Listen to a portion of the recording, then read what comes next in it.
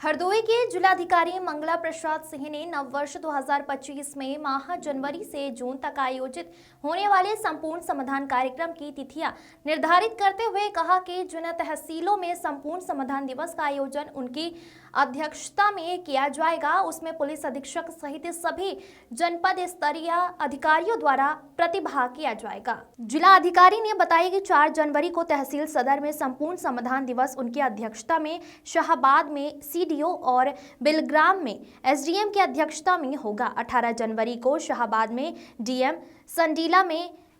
CDO और सवाजपुर में ADM की अध्यक्षता में, 1 फरवरी को संडीला में डीएम, बिलग्राम में सीडीओ और सदर में एडीएम की अध्यक्षता में, 15 फरवरी को बिलग्राम में डीएम, सवाजपुर में सीडीओ और शाहबाद में एडीएम की अध्यक्षता में और 1 मार्च को सवाजपुर में डीएम, सदर में सीडीओ और संडीला में एडीएम की अध्यक्षता में और 15 मार्च 2025 को होली का अवकाश होने के कारण 17 मार्च को सदर में डीएम, शाहबाद में सीडीओ और बिलग्राम में एडीएम की अध्यक्षता में संपूर्ण समाधान दिवस का आयोजन किया जाएगा। उन्होंने बताया कि इसी तरह 5 अप्रैल को तहसील शाहबाद में उनकी अध्यक्षता में, संडीला में सीडीओ और सवाजपुर में एडीएम की अध्यक्षता में, 19 अप्रैल को संडीला में डीएम, बिलग्राम में सीडीओ और सदर में एडीएम की अध्यक्षता में, 3 मई को बिलग्राम में डीएम, सवाजपुर में सीडीओ और शाहबाद में एडीएम की अध्यक्षता में, 17 मई को सवाजपुर में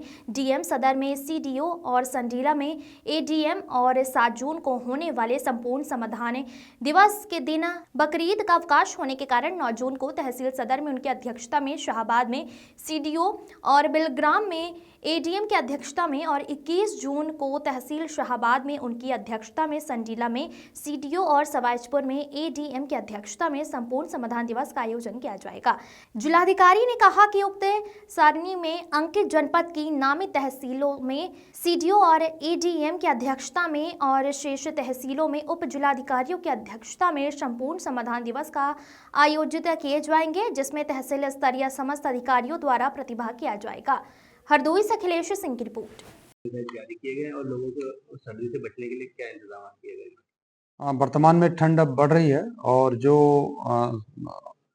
मौसम का अनुमानित सूचना थी, अनुमानित जो सूचना है उसके मुताबिक 30 तारीख से लेकर 3 तारीख तक शायद धूप न निकले और मौसम सर्दी जैसा ही बना रहेगा और इधर काफ़ी ठंड भी पड़ने के आसार हैं। धीरे धीरे गलन बढ़ रही है क्योंकि पहाड़ी क्षेत्रों में बर्फ़ गिर रही है, तो उसकी वजह से जो हवाएं वहाँ उधर से आ रही हैं वो ठंड लेके आ रही हैं। तो एडवाइजरी हमने जारी की हुई है और इस समय मैं सभी लोगों से अनुरोध करूंगा कि ठंड से अपने को बचाने का प्रयास करें।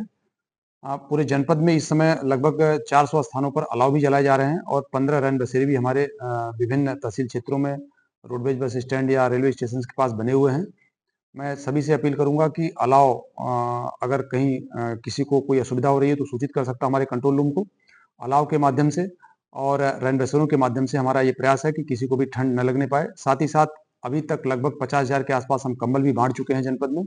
और एक पात्र परिवार को हम लोग चिन्हित करके कोशिश कर रहे हैं कि कोई भी परिवार छूटे ना और सभी को कंबल मिल जाए। कुल मिलाकर के अभी आगे